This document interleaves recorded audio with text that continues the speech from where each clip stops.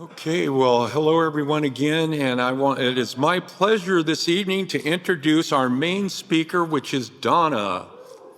Yes.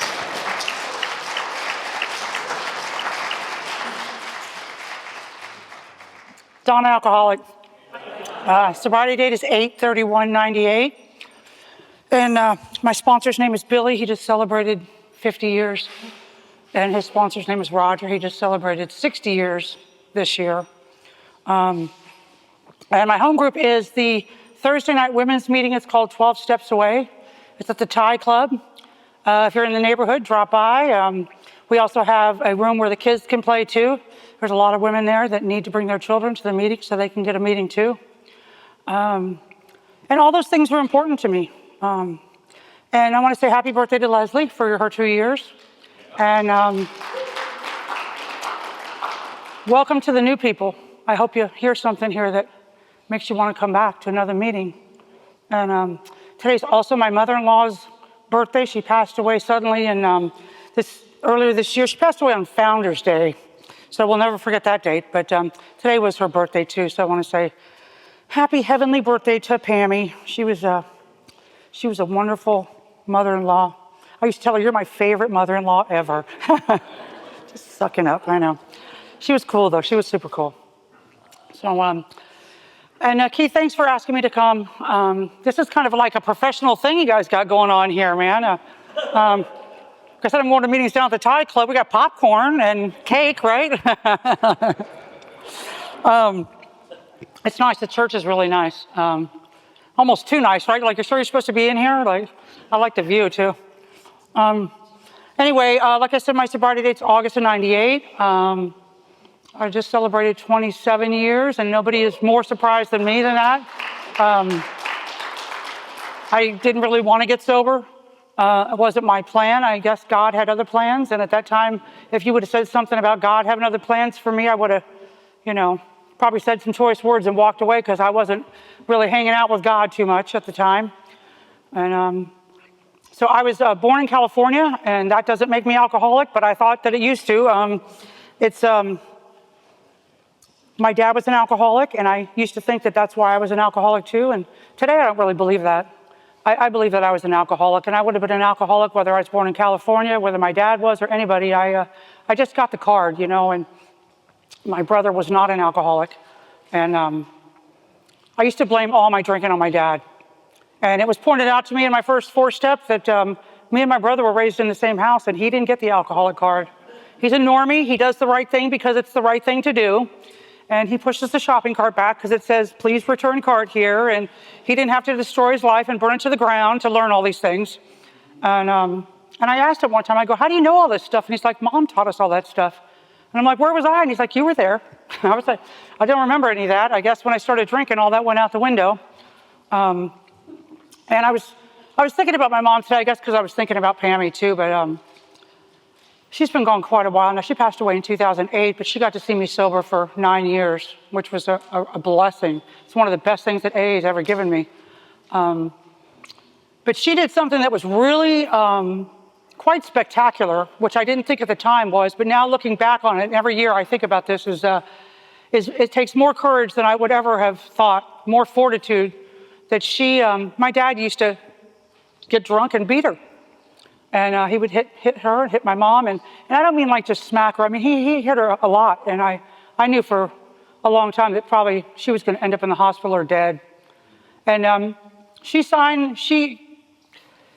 up money. I don't know. She must have got it from the grocery money or something because she was a stay-at-home mom. And she saved up enough money to buy a little Nova, like it was a 74 Nova, I think. And she hid it somewhere. I don't know where she hid it. And I went home one day, and she said, we're going to go visit Grandma. And we left. We left my dad. And she drove across the country with 2 little kids and a poodle and a guinea pig, and she started a new life. And she got a divorce, and she went back to school and got her nursing license renewed, and she started a new life. And not a lot of women in that time period did that. And so we moved to Ohio. And if you ask me where I'm from, I'm going to say Ohio because that's where I really remember growing up, and that's where my heart is. And I started acting up right from the start, man. And my brother was kind of looking like I was there for a minute, but I always hung around him and his friends because he was 2 years older than me. And, you know, at the time he'd always say, you know, when I was 12 and they were 14, he was like, oh, you're too young to hang around with us, you know. Now he's 62 and I'm 60, but we're about the same age, you know. And, but at the time I was just tagging along with them, and they were just partying around the neighborhood. You know, all those people that had grown up in that neighborhood together. And I was just a tag along, little kid sister, and I caught him smoking pot one day, and I said, I'm going to tell Mom. And he held me down, and he blew smoke in my face, and he said, you're not telling now. And I was not, and I didn't. And for a while there, everybody in that neighborhood looked about the same. We were all drinking about the same, and it wasn't that big a deal. I don't remember any earth-shattering, you know, oh my God, this is so wonderful or anything. It was just what we did. It was, you know, in the middle, late 70s. And it was keg parties and, you know, doing stuff. And this one guy, his parents would go out of town every weekend, and we'd go over to his house and we watched Don Kirshner's rock concert and get drunk and watch Saturday Night Live. And, you know, and it was fun. It was really fun. And one by one, all those people started to grow up. They grew up, they got married, they went to college, they had kids, and they moved out of the neighborhood. And I'm still standing there by the keg. They stopped doing all that. And some of those people are still alive today. Some of them, I think, kind of drank like me. There's about 3 or 4 of them that are dead. But most of those people just grew up. My brother grew up. He went to college. He got married. My brother's had the same job for 35 years. And he's got a basically, you know, a white picket fence. His wife is a school teacher. He's a normie. He goes out to the garage and does what he does, you know, and comes back in and, you know, eats dinner, goes to bed, and goes to work the next morning. And he's never had a problem with it. And I did have a problem with it. And I missed 65 days my senior year because he was a printer and he printed all the passes. The 67th time, I think it was, I got caught. I had to go to summer school. I barely graduated. And I remember my mom threw me out when I was about 15. At that time, you could ask your children to leave your house. It wasn't against the law. I kept sneaking out. And she wouldn't even give me a key because she wanted me to knock on the door so that she knew what time I got home. And I knocked on the door one day. It was winter. I remember it was snowing. And she said, I don't want you to live here anymore. And she gave me some money and she closed the door. And I'm like, wow, I think she just threw me out. Like, she threw me out. Because, you know, we want to, you know, I don't know about you, but when I'm 13, I want to be an adult and I want to do adult things. And, well, I was fixing to do some adult things there. And I got an apartment, and I had an apartment when I was 15 with another girl that got thrown out. And we grew up pretty fast. And I worked and I went to school. And we had all kinds of parties, and the landlord said, in Ohio, there's a lot of old buildings, and we were on the 3rd floor, and it's all like steam heat radiators. And he said, if you guys don't pay the rent, I'm going to turn the heat off. Yeah, okay. You know, but you don't think he's really going to turn the heat off. Like, he really turned the heat off in winter. We didn't pay the rent. And I decided that there was a GM plant there, and I was waiting tables, and the GM plant closed, and it kind of sucked up the town. And I thought, I'm going to join the military. I don't know where I got that idea, but I must have heard it from somebody. And I thought, I'm going to join the military and see the world. And I did. I graduated school in June of 1983. And in December, on December 14th, actually my mother's birthday, I went into the military. And I wanted to see the world and travel and, you know, be an artist and all these things. And what I ended up seeing was North Las Vegas. I got kicked out of Nellis for smoking pot and, you know, not showing up. And I ended up on Donna and Lola, if you know the neighborhood. It's Donna Street's right there behind Lake Mead and Las Vegas Boulevard. And it was a bad neighborhood. And I didn't know anything about Vegas. I didn't know there was 24-hour drinking. I never thought about coming to Vegas. I never thought about any of that. They just said, you know, this is where you're going to be stationed. And I, you know, I didn't realize it at the time, and if you would have told me that my spiritual loss of value had started happening when the day I took a drink, I wouldn't have understood what you were saying. But if you're new here, it's a threefold disease. You know, it starts in your mind like, I need a drink, I need a drink, I need a drink. And not only is it cunning, baffling, and powerful, it's patient. It will wait for you. Boston Joey used to say that. And then when I take a drink, the drink takes a drink, and that drink takes me.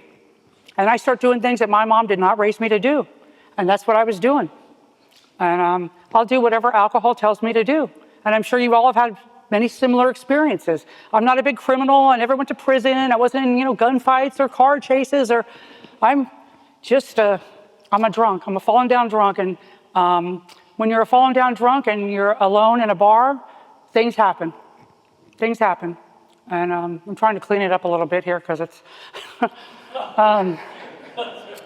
but I'm sure you all know. So, and my life started going downhill. I wanted to be in the military, and that didn't happen. And I was going to buy a motorcycle, and that didn't happen. And I was going to be an artist, and that didn't happen. And well, I'll just go back to waiting tables. And I got a job at Jerry's Nugget. And in 3 weeks, I was like the head waitress or something like that over there, whatever that means. And I remember I called in one night and I said, hey, I'm going to be late because I was doing some outside issues. And the guy said, if you're not going to make it, don't bother. And I thought, well, that's cool. Now I can just party all night. And I would just get another job. At that time, it wasn't that hard. There was no credit check. There was no background check. It was a paper application. They're not going to check anything on the internet. You fill out an application. They may or may not check the references, and they'd say, when do you start? You could get a waitress job like that. It was easy. And I just get another job. I wasn't like I never really got fired too much. I was more of a no call, no show kind of girl, And it was all right, And I ended up meeting a real nice guy. And I got married, and I ran him over. I ran him over. There's nothing bad I could say about that man today, except he had the unfortunate circumstance of meeting me in a bar. And I thought he drank like me, but he didn't. He didn't drink like me. And the only reason I had a place to live was because I had a VA loan. I didn't save up money, and I didn't have a bank account. I didn't have a credit card. I didn't have a car. I didn't have any of that. Thank God I didn't know about payday loans when I was drinking. I would have messed that up. And so the military, I was already renting this house, and the military got me a VA loan. And I remember the payment was $500. And I thought, oh my God, how am I going to make this payment? Like $500 was a lot of money then. But I had a friend of mine that taught me how to buy money orders. That's the only reason I never lost my house. We were working at the Golden Nugget. I got a job over there, and we would work swing shift. We'd get off at 2 or 3 o'clock in the morning. We'd go straight to the store, buy a money order. You got to fill it out, or you can take it back later when you're drunk and cash it in. We'd go down to this place called the Opera House, another fine establishment down on Las Vegas Boulevard. And she didn't drink, and I didn't gamble. So she'd play 21. I'd get her free drinks. I'd cash her out. She'd drive me home every night. Every night. And I'd wake up with zero money. And it was okay because I had the money order. And I would get a money order for the electric bill or the mortgage or the gas bill or whatever it was. And that's the only reason I never lost my house. I thank that woman so many times. She drove me to work so many nights. I couldn't even drive anymore at the end. I didn't realize I was going to end up working at that job for 25 years. And I should have been fired so many times. I have puked in every single garbage can in the Golden Nugget. I'm just telling you. Back in the day, it wasn't as strict as it is today, And nobody ever said to me during that time, I think you're drunk. You need to go take a drug test. Or what they did say to me, though, is I had a couple of accidents, when I was on waiting tables. And they say, you're kind of a clumsy person, so we're going to make you go to this safety class. So it was me and this other old lady that kept falling down because she wanted to go out on workman's comp or something, I don't know. And we're in this safety class because I'm, drunk and I'm hurting myself on the job, and she's an old lady. But nobody ever said to me, I think you're drunk. But there was a lady that said to me, her name was Doris, and I have thanked her until she passed away every year on my sobriety date. She said she had a nose like a bloodhound, and she was allergic to perfume. So you couldn't even wear perfume. And so when she would start getting close to me, I would just start backing up. Because, when you drink like that, you just smell, and it's not going to go away. And she knew there was something wrong. She knew there was something wrong with me. And she was going to send me to treatment. I agreed. I'm like, yeah, let's go to treatment. Yeah, let's go do that. And I was going to psychiatrist. And, that whole round of, like they talk about in the book, the weary round of hospitals and institutions and things, that had started a long time ago. There's some mental illness in my family. My mom had some mental illness. And I thought, really, that's probably what's wrong with me, And by the way, I didn't realize that if you are on psychiatric medication, that if you drink, it doesn't work. So they'd be giving me all these meds, and I'm washing it down. Yeah, it works great, And nothing changes. And I, for a long time, people had been telling me there's something wrong with you. When I was growing up, they'd say, there's something wrong with you. You don't drink right. And I really related to the Dr. Jekyll, Mr. Hyde in the book. That's one of my favorite passages, because people would say to me, you were having fun at the party. Everything was fun. Everything was fine. And then it's like you just flipped and turned into another person. And I know now that's probably when I was going into a blackout. And I started going into blackouts very early. And, here's some good news and bad news, but if you start going into blackouts, you're never coming back out of that. It just happens. And I don't know why it happens. It wouldn't happen every time. And sometimes I could drink a fifth and walk away, and sometimes I'd drink a pint and I'd be drunk. But the reverse tolerance started setting in. And I remember the first time that I woke up and my house was destroyed. I mean, absolutely destroyed. And I thought somebody broke in my house, and the front door was locked. And I'm like, I'm locking myself in the house with a murderer, and it's me. And you start getting used to things like that. And that's that spiritual loss of value. The first time maybe you go to jail, or the first time you get in a car accident, or the first time something happens, you're like, oh, but you start getting used to it. And by the time I'm laying in the gutter looking up, I'm like, what's a nice girl like me doing in a place like this? And so I started getting used to it. I was in a real bad car accident. I hit a parked semi driving home from a bar one night, and it ripped this whole side of my face off. And at the same time that night, I guess there was either a big accident or a murder or something happened, because there wasn't very many police there. And by the time I got to the hospital, they had to sew my face up real quick, and they didn't test my blood. And by the time they tested my blood, I had lost a lot of blood, and they'd given me more blood. So I didn't test over the limit for DUI. And I thought, yeah, that's me. I'm a smart girl. See, I got out of that one. So I'm not going to stop drinking. I'm just going to stop driving. That's the problem. And I stopped driving, going down. I remember I got a bicycle, and I wrecked the bicycle coming home from the bar one night. Like, now I can't even ride a bicycle, But you start getting used to things like that. The book says the alcoholic life becomes the only normal one. And it becomes normal. It becomes normal to have to throw up in the sink. I didn't even go to the bathroom anymore. I would just throw up in the kitchen sink and run the water, because I knew if I could just keep a beer down, man, that it was going to be all right that day. I had stopped doing all that other stuff. I didn't want to see anybody. I didn't want them to see me. I'm not trying to go hang out. I couldn't drink at bars anymore. The bartender would tell people, don't sit next to her. She's insane. She's nuts. Because I'm going to start a fight in the bar, over some, the pool table or the jukebox or whatever. And I can't tell you how many nights I woke up, or how many mornings I woke up, and I didn't know if it was night or day. I was on graveyard. So there's that weird in-between period, is the sun going up or is the sun going down, and you used to be able to call the time, and they would tell you what the time was. You could call on the phone. And I'd call them, and I'd go, no, what day is it? Like, I've called in sick when I wasn't scheduled. My boss is like, it's your day off. I'm like, oh, yeah, I was just kidding, And graveyard is a good place to hide. It's a good place to hide.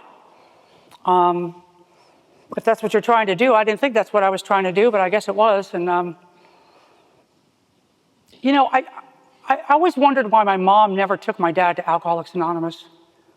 And when I got sober later, I asked her that. I said, why didn't you take him to AA?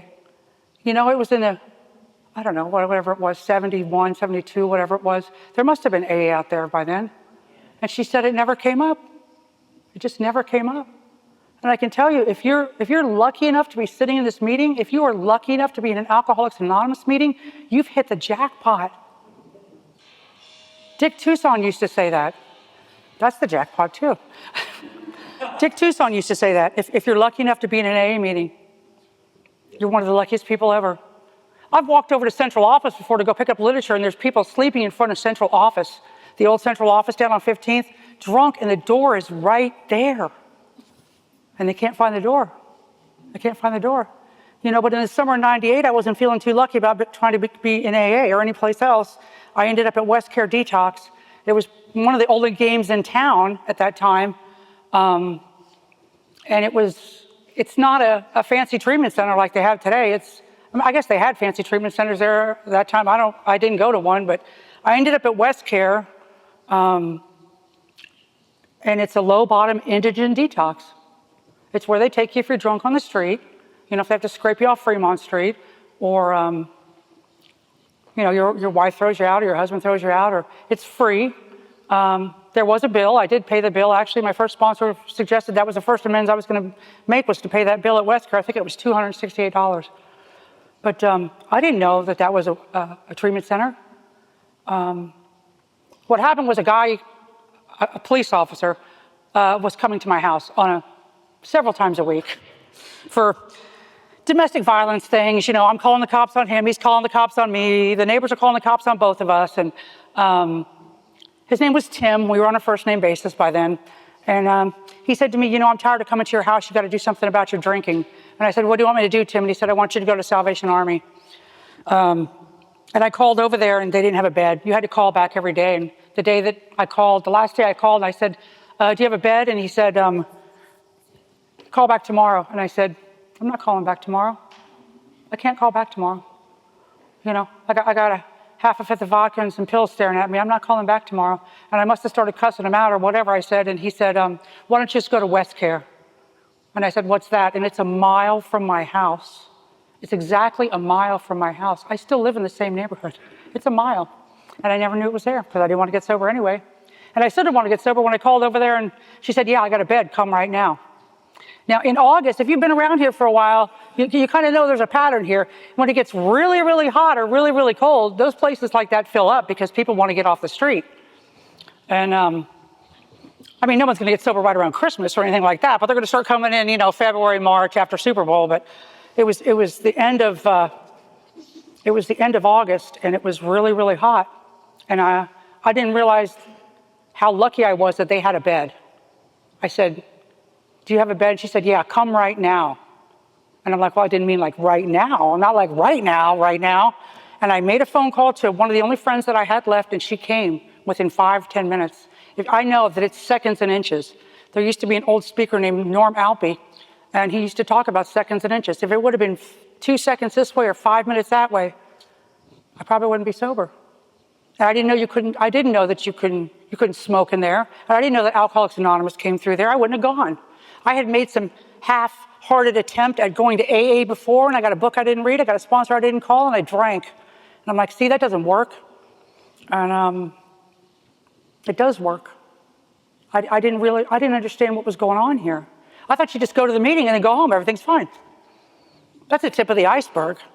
Yeah, that is the tip of the iceberg, and the Titanic's fixing to hit it, because there's a lot more stuff you got to do here to stay here. But come to find out, it's a lot easier than drinking. It's a lot easier than trying to drink the way I want to drink. There's not enough hours in the day for me to drink the way I want to drink. And I ended up at Westcare, and Alcoholics Anonymous came through there. It's called H&I. It's hospitals and institutions. And they came through there 3 times a day. And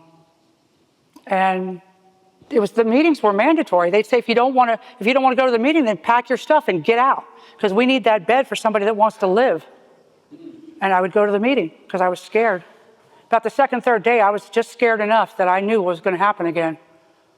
And so I went to the meeting. And the perfect group of people brought that meeting in. The perfect group. It was people that I could hear. There was, Billy was there, and Bob was there, and Benson, and another guy named Maurice, and Mehdi was there, and Chooch, and Joey, and Millie, and they talked about the way they drank. They weren't talking about these big fancy lives. Yeah, we look all cleaned up here, but that's only because I've been here for a minute. I didn't get here looking like this, I can tell you that much.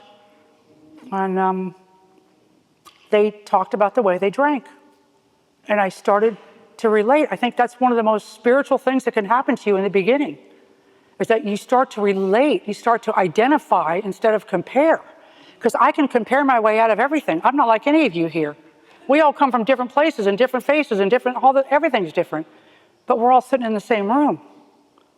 And I started to shake my head a little bit like, oh yeah, that sounds right. Like, yeah, well, yeah. But you don't want them to see you that you're relating, because then they'll know that you know that you know. And, then the AA police will be on you there. And, but the lady in the office told me to get a sponsor before I left there, and I got a sponsor before I left there. I didn't know what that was. I didn't know what it meant, but I got a sponsor. I asked the lady to be my sponsor, and she said yes. And she said, call me when you get home, okay? Yeah, I'll call you. I'll call you when I get home. They're probably like trying to do their little, service work so they can get their star by their name so they can get their toaster at the end of the year or something, Like you don't really care. You're not gonna like really answer the phone, are you? So I stayed 7 days and the lady said, you gotta go. We need that bed. And I took my suitcase and I walked home. And I had I think I had $300 stashed and I was off work for a couple more days. And I had every intention of drinking.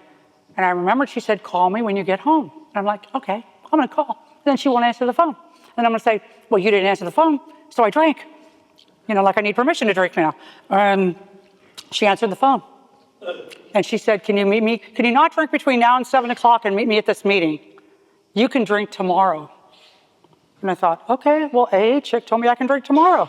So I'll go to the meeting that I can drink tomorrow because I have permission from AA chick, right? So I went to the meeting, came home, went to bed, and I didn't drink. And I used to go to this midnight meeting, and I would get off at like 11 o'clock from the Golden Nugget. And there was a place called the Turning Point. It was down on California, downtown. And a lady named April Joe used to run it. And she was super cool. She's an old biker chick. And I knew I couldn't go home. I wasn't going to go home and try to change clothes and go to this meeting.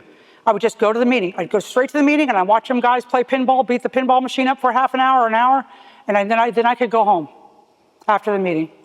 And with every intention, I'm going to drink tomorrow. And then the next day would come and I'm like, I'm just going to make it to midnight. I'm just going to make it to midnight. And I did that for a long time. And if you're like me, that's, when I got out of West Care, I had 7 days sober. I don't get 7 minutes. Girls like me drink. That's what we do. And that's what I do. And I started to get involved in AA.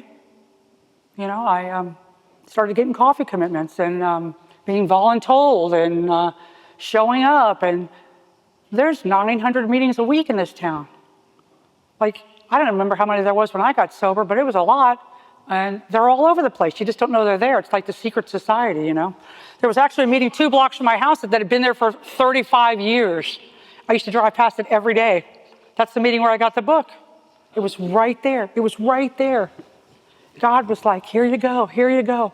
And I tell you, I often think about that thing at West Care. I often think about what exactly happened. What turned the trick? Like, why did you get sober when there's 40 other people in that room? And I'm pretty sure that I'm the only one left. Because it's not that I'm prettier or smarter than anybody else. But I think what happened is that this lady said, get on your knees and pray for God to remove the obsession to drink. And I'm like, that's not going to work. Like, that doesn't even sound like it's going to work. Okay, I'll do it. I did it. Nothing happened. No burning bush. Nothing. Went to bed. But I didn't realize that the obsession to drink had been removed. I don't want to drink anymore. I haven't wanted to drink for 27 years. But I'm not telling you don't think about it. Vegas is not closed. And I worked in the casinos for a long time. I worked in that job for 25 years. But it's not like this anymore. It's not like this. It's not on my back. It's not like, oh my God, I can't live without it anymore. The obsession has been removed. And when the obsession has been removed, you can make it 1 day sober. And then the next day, you can maybe try it again and make it 1 day sober. And pretty soon you got a week, or maybe you got 2 weeks, or maybe you got 2 years, or whatever it is. I didn't realize that had happened. It was a long time later, and I thought, I haven't thought about drinking in a minute. It was really weird. Like, I still think it's the weirdest thing that's ever happened to me. My husband's sober a long time. We actually met in AA. I'll tell you about that. But sometimes I lean over to meetings at him, and I'm like, we're in AA. And he's like, yeah, I know. Like, we've been here a long time, but it's so weird that this is my life. I still live in the same neighborhood. I live in Washington and Eastern. Like, all that outside stuff hasn't changed so much, but my perception of it has changed a lot.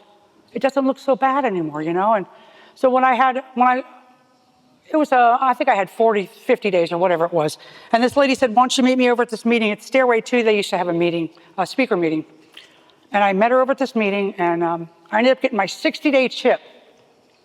And then he goes, oh, I see you got your 60-day chip. Can I have your phone number? Mm-hmm. There's a step for that. It's not 1 through 12, but, and we dated though. And I don't really know what a date is. If you're like me, you don't really know what a date is. I didn't go to football games. I didn't go to the prom. I think as a date is go to the bar, pick up a hostage, move him back into the house, and then throw him out 3 days later because he doesn't have a job. Like who's at the bar at 3 o'clock in the morning? Mr. Right? Yeah. Mr. Right now? Yeah, that's about it. And we dated, and I didn't know what that was. It was the weirdest thing. He would like come into my house, and when his little beat up, it was a Cadillac, wasn't it? It was a beat up Cadillac, I think. And it was barely running, but it's a car. I didn't have a car. And we go somewhere. It's the AA date kind of, like you go to dinner, then you go to a meeting, and then you go back to your house or his house. And I kept saying, come in the house. He's like, nope, got to go to work tomorrow. Bye. I'm like, wow, what happened there? Like, what's happening with that? But we kind of got together at the AA dance. So beware of the AA dance. They used to have a lot of dances at the Thai Club. And Halloween's my favorite holiday. And we kind of got together at the AA dance. We were, at the AA dance, And all my friends had left. I was crying in the corner because I'd never been to a dance before. And Leslie, my friend Leslie, said, come sit with us. And we were dancing, and I'm like, oh, the cute AA guy, the cute AA guy. And I didn't understand what that meant, really. But me and the cute AA guy have been together for 27 years. And he had 17 years, and I had 60 days. So there you go. And I hope he always has 17 years more than me. I hope I never catch up. And we have a cool little life. That's how I describe our life today. It's not, I don't know if it's beyond my wildest dreams. I don't know if my mind could have come up with this. But like I said, we still live in that same little neighborhood. We ended up buying the house across the street because we had the AA real estate agent. And my mom lived 2 doors down from us. And I got to take care of my mom when she had cancer. I got to hold her hand when she was dying. And people like me, I'm the girl that don't show up. I am the girl that does not show up, and I got to show up for her. I got to show up for her and take care of her while she was going through chemo and while she was in and out of the mental hospital and all kinds of other things. And I got to show up. And that's been one of the most privileged roles I've ever had in Alcoholics Anonymous. We got to help Kim's parents, got to help his dad and his mom and my stepmom and all those people who have passed away. In the last year or two, a lot of those people have gone, his dad and his mom and my stepmother. And I got to do a lot of things that I really didn't want to do sometimes that were very uncomfortable. That I knew that now I know it's a privilege and an honor. But sometimes, I'm not telling you I want to do everything. I didn't want to come here tonight. I'm thinking, I'm going to get that Keith Thomas. You watch, I'm going to get him. But, when I'm driving home, I'll feel better because I showed up and did what I said I'm going to do, And I know today, really, it's only, there's only one person in this room that needs to hear what I have to say. It's not everybody. There's one person here. One person in this room is going to hear something that I have to say, and it's going to make a difference in their life, maybe. When Boston Jody used to have that Sunday meeting at Detox, she passed away, and I took her meeting, and I did that meeting for the next 20 years. And we used to bring lollipops and candy to Detox. I don't care how you get to the meeting. I don't care if it's a pack of cigarettes. I don't care if it's a cute guy. I don't care if it's a lollipop. Whatever keeps you coming back. So maybe you can hear something. And a long time later, sometimes people would come up to me and say, I remember you. You brought me candy when I was in Detox. I remember you.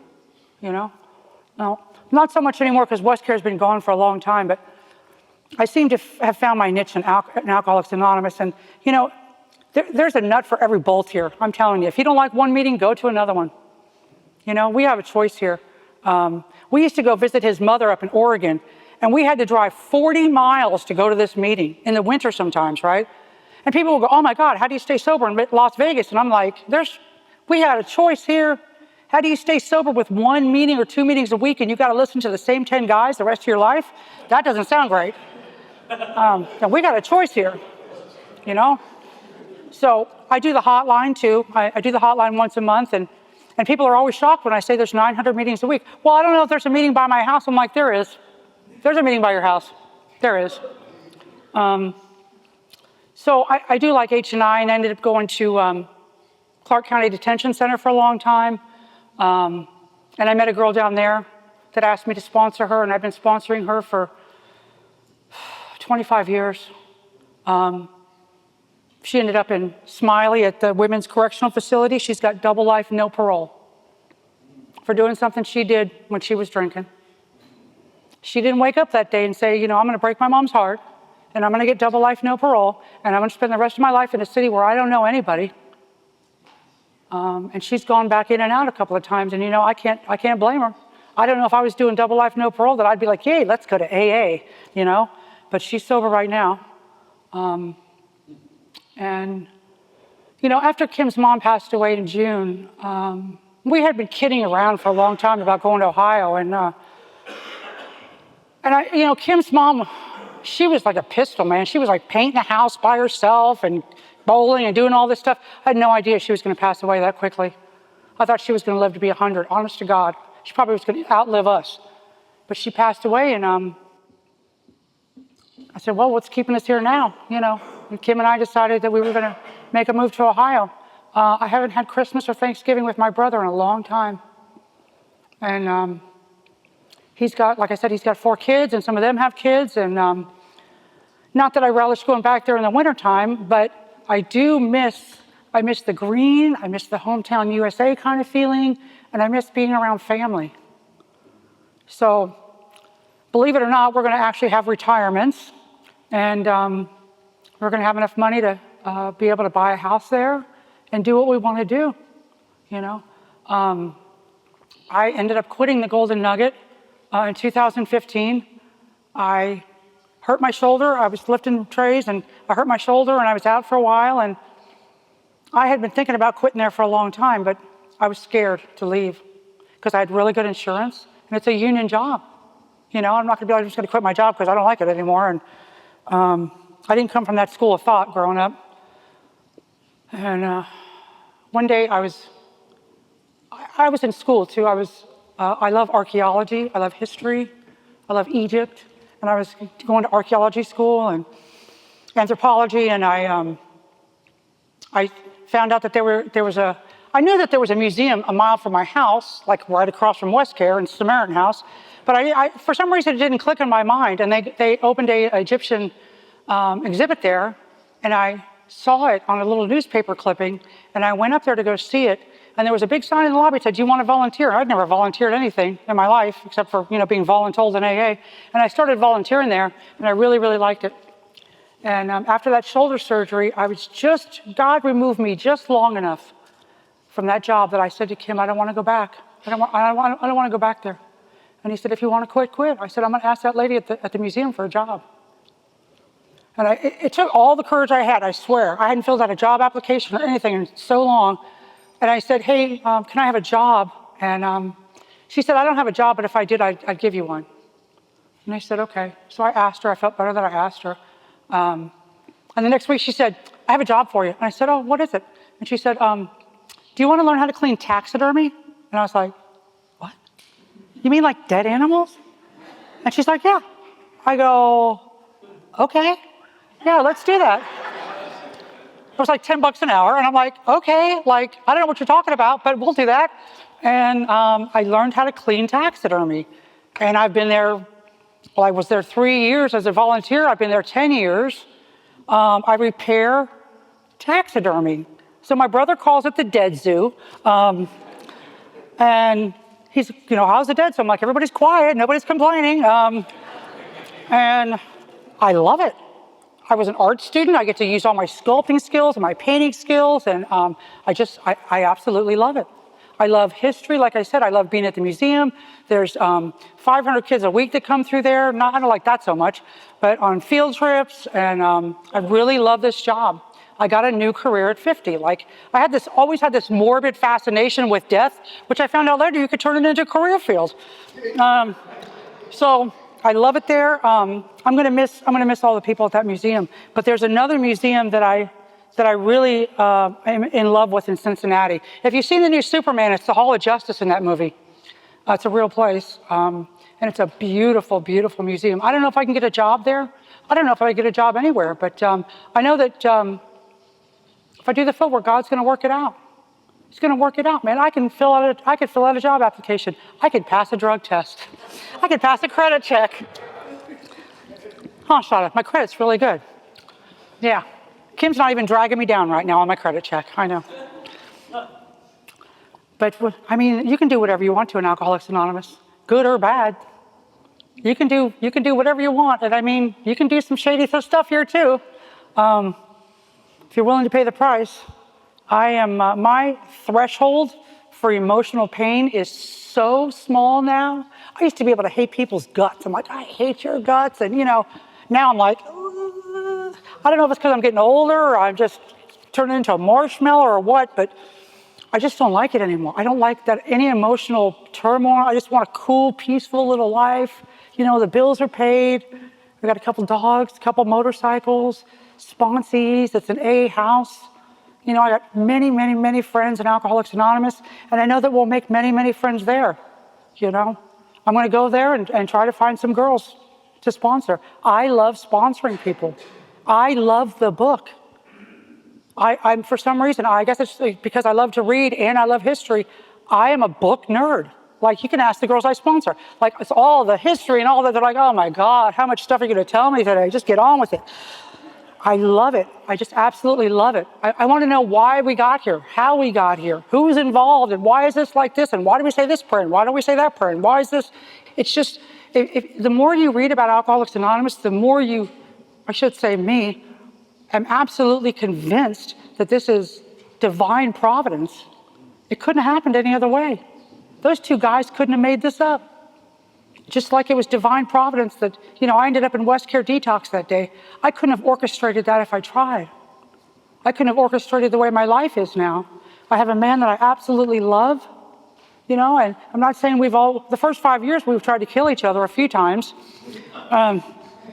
But didn't drink and didn't hurt nobody, so that's good, But life is life, right? I used to hang out with this chick. She said, if you and your husband agree on everything, one of you's unnecessary. I'm like, okay, that's good. Because we don't agree on everything, and that's okay. We don't agree on the God thing. We don't agree on any of that. But his program is his. He's been sober 44 years. Whatever he's got is working for him, and whatever I got's working for me. And that's one of the beautiful things about Alcoholics Anonymous. Nobody can tell you what your God is. When I was growing up with my grandma in church, it was, if you don't believe this, you're going to hell. I'm like, well, sign me up. I guess I'm going. Because first of all, I don't want nobody telling me what to do. And second of all, I'm not down with all that. But I got to choose my own God here, and it's something that works for me. And I like to use the acronym of the FROG. It's fully rely on God. And, Kim's like, God doesn't look like a frog, right? I'm like, just mind your own HP, Just, I like the freedom of choice here that we have, And nobody fights about anybody with anything like that. No one's going to tell you your God is wrong and theirs is right here. As long as there's something working in your life and it's not you running the show, because I ran my show into the ground. And I can still do that sober. But at least I know it now, and I have tools that I can use to get out of it. I do a written 10-step every day. I know it didn't say to write the 10-step in the book, but I come from, Billy does that every day. Well, he's 88 years old now. He doesn't even do anything anymore. I don't even know what he's writing, and it's probably like, have a good day today. I don't know.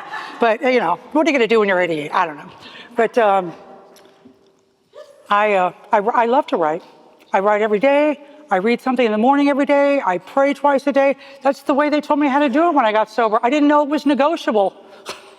I always thought that, this is the way it is, and this is just what you do. If you want what we have, you do what we do. And I got sober with a bunch of old timers, and that's what they always talked about. So I just started doing what they did, And I'm not going to fix it if it ain't broken. I don't know why you would want to do that at this point. Like I said, I'm 60 years old now. I can't even imagine. The museum is right there on Main Street and, Las Vegas Boulevard in Washington. There's a passing parade of misery. Every homeless shelter is right there. The normies at work send me out to the parking lot because they're afraid to go out to the parking lot to sweep. And I'm out there talking to people, hey, what's happening? What are you doing? But it's right there. It's always been right there. That's me. That's me. That's me. I was never homeless, and God, please don't ever let me be homeless. I don't think I could make it. I'm a wimp now. I am such a wimp now. I want clean sheets and toilet paper and clean clothes. You know what I mean? I don't think I would make it very long. And I know that if I keep doing what I'm doing every day, that I probably won't have to do that.